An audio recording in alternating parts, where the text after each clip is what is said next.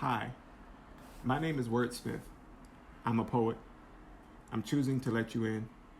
I'm choosing to let you know that I like words.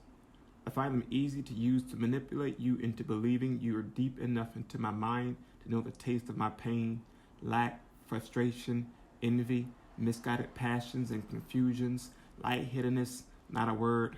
Wait, come in. That's right. Life and poetry, fam. Let's talk poetry. Now, in the previous video, I believe I kind of introduced myself as a writer, as a poet, and how I define poetry. And I may have touched on my writing style, I'm not sure, but you can always go back and look at the previous video. But today, I want to kind of dive into how I became an effective writer, and different skills and tips that I gained along the way in my years of writing. And I wanted to share that with you guys, just in case you may want to write, whether it be poetry, novels, fiction, what's the other one? Mystery, crime novels, whatever it may be you want to write. But I believe that these tips are universal in a way. If you can apply them, use them. Now, if I keep looking over this way, forgive me, I have it written down. I'm going to keep referring back to it so I can make sure I don't miss anything. It's a few, but in this one, I'm going to give you just a couple of them. I think it's like roughly maybe 30 tips or so, but I think I'm going to break them down and we can discuss them throughout various videos. So in this one, I'm going to give you my first 5 tips. Uno, dos, tres, cuatro, cinco. I don't know Spanish, but I can count to 5. All right, let's go. So tip number 1, right? Becoming an effective writer. For me, it was reading lots of works. So as a poet, I found myself referring back and trying to understand poetry, going to different writers, Langston Hughes, Emily Dickinson, Edgar Allan Poe, and various other writers. Those are some of my favorites. And I cannot forget the infamous Dr. Seuss, which was a phenomenal writer in my opinion. He is probably my favorite writer when it came to fiction and just getting things, conveying the imagery across. So yes, tip number 1, read lots of work in that field or that genre in which you want to go into. Tip number 2, write as often as you can, no matter what it is. If it's scrap, write it. If it's just a thought in your head, put it on paper. Look at it. Get a feel for how it looks on paper. Get a feel for how it comes off when you read it back to yourself. Because a lot of times we fail to get the vision of what we're doing. We can process it in our minds, but to actually put it on paper, that's a different story. It's substance. You can hold on to it. You can see it. So yeah, write it down. Tip number 3, designate a specific folder, binder, journal, notebook, scrapbook, whatever you have. But if you're typing, if you don't like pen and paper, put on your phone, memo pad, put a folder, your laptop, designate a folder, but specifically for your writing. So you can have that stuff compartmentalized and you can always go back to it and say, look, this here is my work. I can go through it, I can pick through it, I can go back to look on it, I can regroup with it, brainstorm again as I come back to it.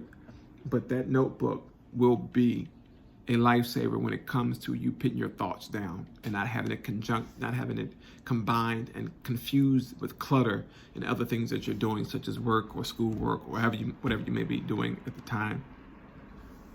So yes, 3, designate your notebook. So tip number 4, try different writing forms. As a poet, we have numerous writing forms: sonnets, haiku poems, free verse poems, poems with rhyme schemes, short poems, long poems, fiction poems, realistic poems, imagery-based poems, many type of things you could have. Some of them aren't really categories. I tend to name it myself. I don't like to fall in boxes. So I've created a few myself along the way. But yeah, find yourself writing and trying to master or get a feel for different writing forms. If you want to be a novelist, learn how to write it out with that outline, and find different outlines to write your pieces there. But there are many forms online. You can Google a lot of things and find different forms and formats on writing skills and writing prompts that can help you along the way. And those writing prompts do come in handy in becoming an effective writer. Trust me, they go a long way. So on to number 5. The last tip of this video here.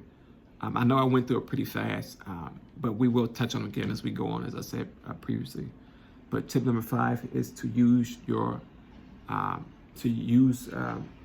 imagery. You want to paint the picture for your reader to be able to see it. Not only read it, but you want them to be able to feel like they're in it.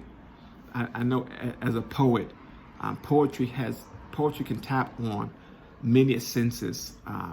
You can tap on the emotion of love, and you can, in your words, you can bring your audience in so they can actually see the love in which you're trying to portray in your words, or even feel it. You can, with a substance, you can feel it by touch, or you can taste it, believe it or not, with certain words, and it comes with certain diction, certain word phrases, similes, and you put them together, and it becomes so eloquent and tasteful that the reader will come in and say, wow, I really felt myself in the shoes of that character, or of that line, of that stanza, that verse or paragraph, because there are many people out there who can relate to your work, whether it be novel, poetry, whatever, mystery books, crime novels. You can find yourself in many things. Even in fiction, you can dive into and say, wow, let me put myself in where that character is and see how it will play out for me. But yeah, so guys, being an effective writer it can be a fun process, it can be a trying process, but in the end, if writing is what you want to do, learning these things can help you develop, who you are as a writer. And like I said, we're going to keep going through these here, but those are the first 5. And if need be, I can put them in the description below, so you can always go back to refer to them. But writing for me is an awesome outlet. It's an awesome tool. And the tips that I gained along the way helped me get to where I am today. Helped me get the first book out. Helped me get the idea to even do a second book. Helped me get the idea to even write in school and in other forms. Excuse me. I'm sorry. Forgive me. Remember, this is uncut, raw, unedited, unfiltered, so that is going to stay in the video. I burped. I apologize for that. But yeah.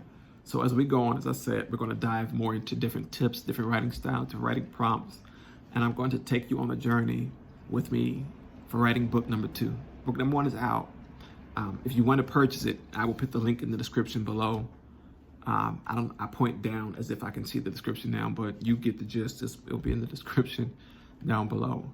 But I pray that these 5 tips help you get started on whatever you want to start with writing. If you want to be a writer, even if you just want to write in your free time, just because these tips will come in handy. And there you go. You had that. Tongue-tied stutter is coming back, but it's all right. Unedited, uncut, staying in. But that's all for today when it comes to the writing tips from your boy, your host, Marcus T, this guy. Guys, be blessed. And if you are a writer, continue to write. Dive into your writing. Find your purpose in your writing. Find that passion in your writing. Because your writing is an extension of you. You want to be an author? Be that author. You want to be a poet? Be that poet. Become your work. And trust me when I say, it's worth it in the end.